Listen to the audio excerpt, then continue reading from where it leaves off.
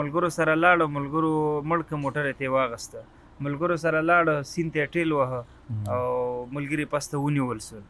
د کور نه وتی سړی نامعلومه دی، پس ته چې هغه پلټنه شوي بس ملګرو لاس سړی تری تم وي. السلام علیکم ورحمت الله. وعلیکم السلام. هر کله راشي، الله دې په خیر راوله. خوشحاله سو چې رحمت الله ورور زموږ تر څنګ ناست دی او راغلی دی هېواد ته. ماشاءالله. دلته کېناستلو دا ځای ډېر ښایسته ده، چې دا فضا هم ډېر ښایسته فضا ده او یو ذهن ته مې پوښتنه هم راغله، در حال کې درته ما هم نه ویلې. پوښتنه دا ده چې په کومو خصوصیاتو باید نن سبا خپل ملګري انتخاب کړي، ځکه ډېر کیسونه دلته راغلي چې ملګرو سره لاړو، ملګرو مړکه موټر یې ترې واغسته، ملګرو سره لاړو سیند ته یې ټېل وهه او ملګري پس ته ونیول سول. د کور نه وتی سړی نامعلومه دی، پس ته چې هغه پلټنه شوي بس ملګرو لاس سړی تری تم وي. دا حالت ډیر دي، زورونکي هم دي. او جزاک الله خیره. شخصا یو اصول چې باید د ملګرتیا څوک ولري، چې هغه اصول دا دي چې د ملګرتیا چې دا باید د اسلامي شریعت مطابق وي. یعنې داسې نه وي چې موږ ته ځو شیشه خانې ته ملګري یو یا موږ ته یو بل ګناه ته ځو.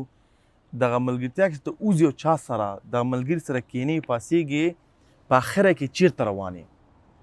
ځکه دا ټول نه مهمه چې سړی پوه شي زه الله زما باندې څه فکر کوي یا ما نه څه شی غواړي، آیا زما حالت زما مقام هلته چې دی وګوره چې شي کې مصروفه یې ته. یو دا دی. دویم اصول دا دی چې یو 3 کسان سره باید ته ملګری شي. یو کس چې ستا ته ګټه رسېږي، یو چا سره ملګری چې هغه ته همیشه ستا ته ګټه رسېږي. زما سره ملګري شته دی او زه پکې مشکل نه لرم چې زنګ ووهي، فقط زنګ ووهي چې کوم ځای کې کومک پکار وي، متوجه یا هر څه کې رابطه وي، بل وي که هر څنګه وي. زه په دې خوشحاله یم چې هغوی ته زما ګټه رسېږي. دویم دا دی، یو دا دی چې تا ته د هغوی ګټه ورسېږي، مالي نه، هغه کولی شي چې علمي ګټه وي. زه چې جدي ورته یم چې کله هم زه موسام اخیستل کښېنم، زما ټول هدف دی چې څنګه زه نه زه علمي ګټه واخلم.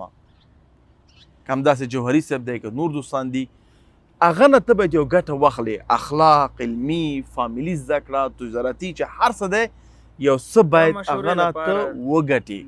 متوجه. او دریم چې دا ستاسو دواړه ملګرتیا نه یو بل مسلمان ته ګټه رسېږي، یا تاسو دواړه ملګري سئ چې یو دعوت مخکې وړئ، یو خیر کار مخکې وړئ، یا ملګري سئ یو همسایه سره کومک کوئ. نو دغه 3 اصول چې ستاسو ملګرتیا کې وي، بیا ملګرتیا انشاءالله په ګټه کې ده، کامیاب به سئ، د شر او فساد نه به لرې سئ. که دا 3 اصول پکې نه وي، اول اسلامي دی، دا 3 نور شرطونه دي، نو بیا هغه ملګرتیا کې په اخره کې به خوشحاله نه یې. او قیامت په ورځ به وایي یا لیتني اتخذت فلانا خلیلا. بالکل ماشاءالله. کاش افسوس چې دغه خلکو سره زما ملګرتیا او چې رسول صلی ولې انتخاب کړی دی چې یو انسان د ملګرو په دین باندې دی، ولې نه دی ویلي په اسلام باندې دی یا په عقیده باندې دی؟ ځکه دین د ژوند مکمل لاره ده چې یو ملګري ته یې هغه ته په ټولو لارو باندې تاثیر غورځوي، که هغه فامیل دی، که هغه د ژوند دی، که هغه د آینده ده، تعلیم دی، هر څه چې دی، په ټولو باندې تاثیر اچوي.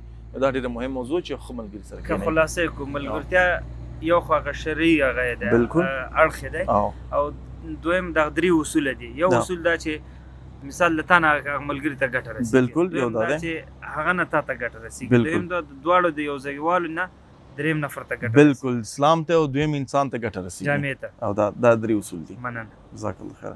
السلام علیکم.